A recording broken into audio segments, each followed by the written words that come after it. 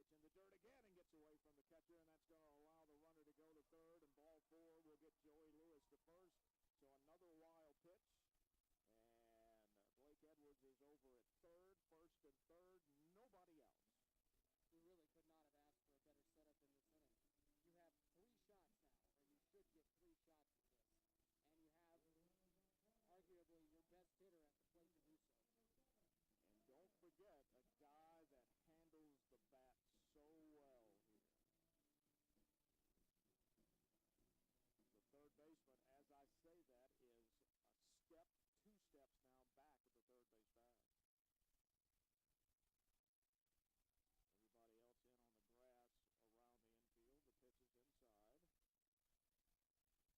The pitch is inside. 1-0 to Brendan Collins. Cougars trying to win it in the ninth. First and third, nobody out. 1-0 count on the Cougar leadoff hitter and center fielder. The 1-0 in the dirt and bounces off the chest protector of Baez, who just saved the game and kept the ball out in front of him. That was a heck of a play by Baez, or this ball game is over. As it is, the count goes to 2-0. Everything from Hankey has been low. Runners lead from the corners. 2-0 pitch in the dirt again. This time Baez stopped it with his glove and kept it out in front of him. He's just spiking everything at the moment. Has no idea where the release point's at, and everything is straight into the dirt. So you can bet the mortgage that Brendan will be taking here. 3-0 in the dirt, way out in front of the plate again, and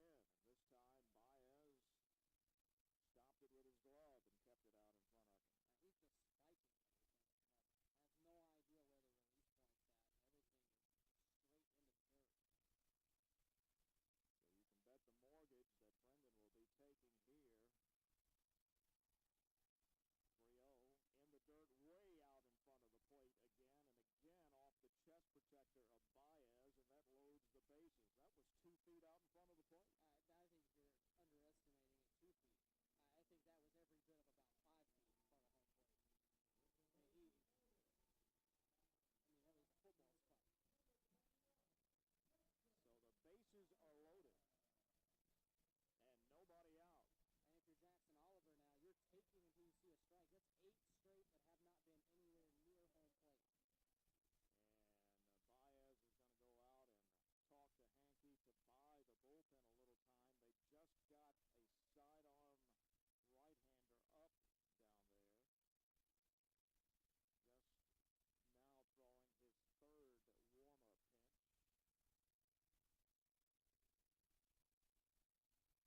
And the wheels have fallen off for Michael Hankey here in the bottom of the 9th inning. Bases are loaded, nobody out in a 4-4 ball game, and now here comes the coach out of the Flagler dugout, and few pitches or not, the sidearmer is going to come into the game. And we will take a 60-second break. Flagship station of the CSU Sports Network, News Radio 540. CSU fans, your membership in the Cougar Club helps more than 250 CSU student-athletes to take Cougar athletics to the next level. Funds raised from the Cougar Club memberships allow CSU to provide scholarships, travel, uniforms, equipment, medical services, recruitment costs, and much more. You can get more info and join the Cougar Club online at csucougars.com, or you can contact Roger Schultz at 706-562-1756. Become a Cougar Club member today. In blind taste tests, consumers are asked to choose which cola taste they prefer. I usually drink Coke, but the Pepsi was way better. You can tell the difference. I was a little bit surprised. The Pepsi's sweeter. They're right on the money. Nationwide, more people prefer the taste of Pepsi versus Coke when they have a preference. I'm hoping I'm a Coke drinker, and I just remember what it was. not Pepsi. I've been writing everything down. Let your taste Well, this decide. is really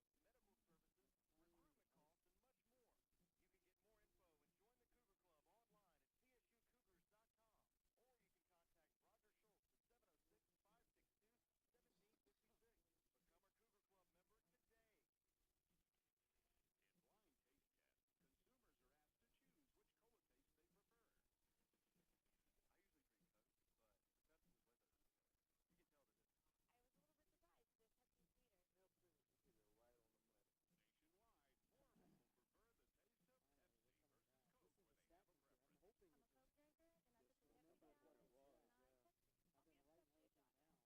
and that happening that This one way. updated, and this one This is the flagship station of the CSU Sports Network. News Radio 540 WTAJ. And the new pitcher for the Saints. It'll be right-hander McLean Larson, a 6'4", 180-pound sophomore right-hander out of Clearmont, Florida. Comes in with just a 1.29 ERA. He's 2-0 in 6 relief appearances. He does have a save, just 1 earned run against him but he's only thrown 7 innings, and now he inherits quite the situation. Bases loaded, nobody out in a 4-4 game in the bottom of the 9th inning. A single and 2 walks have loaded the bases. Blake Edwards at third. He's the only runner that matters. Jackson Oliver at the plate. The infield, of course, is in all the way around.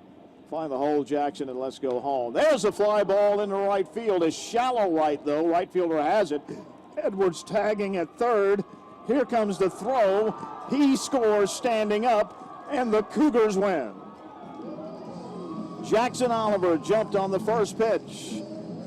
A soft fly ball into shallow right field, and his teammates come out of the dugout to mob him and throw water all over him. He didn't wait. He jumped on it and got home the game winner. The Cougars win the game 5-4 and sweep the doubleheader from the 8th-ranked team in the country. You really can't put words as to how big today was for this team. We've been talking now for weeks about this team kind of putting itself backs against the wall and really needing to dig out of a hole that they built for themselves, and today will do wonders for them. All right, we'll take one final break, and we'll come back here and wrap this one up. This is the flagship station of the CSU Sports Network, News Radio 540.